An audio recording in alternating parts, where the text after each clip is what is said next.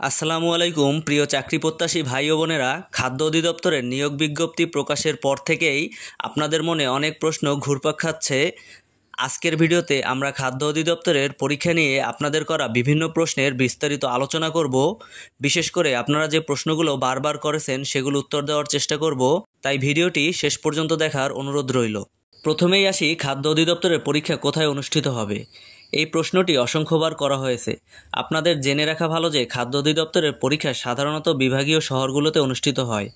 এর পাশাপাশি যেসব জেলায় পরীক্ষার্থীর সংখ্যা অনেক বেশি সেসব জেলাতেও পরীক্ষার কেন্দ্র স্থাপন করা হবে। পূর্বে খাদ্য অধিদপ্তরের পরীক্ষা এভাবেই নেওয়া হয়েছে, তাই আশা করা যায় এবছরও এভাবেই নেওয়া হবে।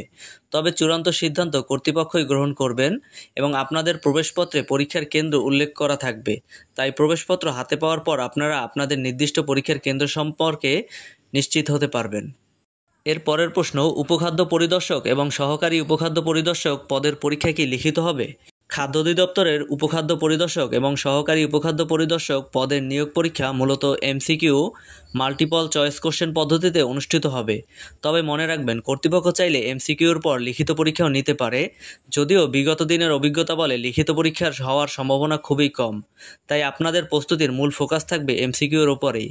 সিলেবাস অনুযায়ী বাংলা, ইংরেজি, গণিত এবং সাধারণ জ্ঞান এই 4টি বিষয়ের উপর পুঙ্খানুপুঙ্খভাবে প্রস্তুতি নিন। বিশেষ করে বিগত বছরের প্রশ্নগুলো সমাধান করুন, কারণ এগুলো পরীক্ষার ধরন এবং প্রশ্ন সম্পর্কে একটি স্পষ্ট ধারণা দেবে। এরপরে আসি, কোন পদের পরীক্ষা আগে হবে।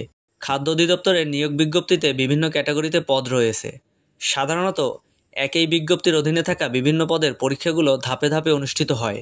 কোন পদের পরীক্ষা আগে হবে তা সম্পূর্ণভাবে কর্তৃপক্ষ কর্তৃক নির্ধারিত হয়। এক্ষেত্রে পদের গুরুত্ব, পদের সংখ্যা এবং আবেদনকারীর সংখ্যা বিবেচনা করা হয়। সাধারণত যেসব পদের আবেদনকারীর সংখ্যা বেশি এবং পদগুলো তুলনামূলকভাবে উচ্চতর, সেগুলোর পরীক্ষা আগে হওয়ার সম্ভাবনা থাকে। তবে এটি একটি অনুমান মাত্র।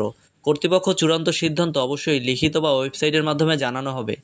আপনাদের উচিত খাদ্য অধিদপ্তরের অফিসিয়াল ওয়েবসাইট এবং বিভিন্ন নির্ভরযোগ্য খবরের উপর নজর রাখা, যাতে পরীক্ষার সময়সূচি প্রকাশের সাথে সাথেই আপনারা তা জানতে পারেন।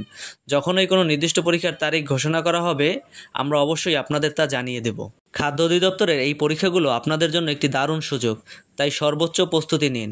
লিখিত পরীক্ষার পাশাপাশি মৌখিক পরীক্ষার জন্য প্রস্তুতি শুরু করুন। সাধারণ জ্ঞান, সাম্প্রতিক ঘটনাবলী এবং খাদ্য অধিদপ্তরের কার্যাবলী সম্বন্ধেও ভালো ধারণা রাখুন। আত্মবিশ্বাস রাখুন এবং নিয়মিত পড়াশোনা চালিয়ে যান। আপনাদের যে কোনো প্রশ্ন থাকলে কমেন্ট বক্সে জানাতে পারেন। আমরা চেষ্টা করব আপনাদের সব প্রশ্নের উত্তর দিতে। আপনাদের সবার জন্য শুভকামনা রইল। ধন্যবাদ।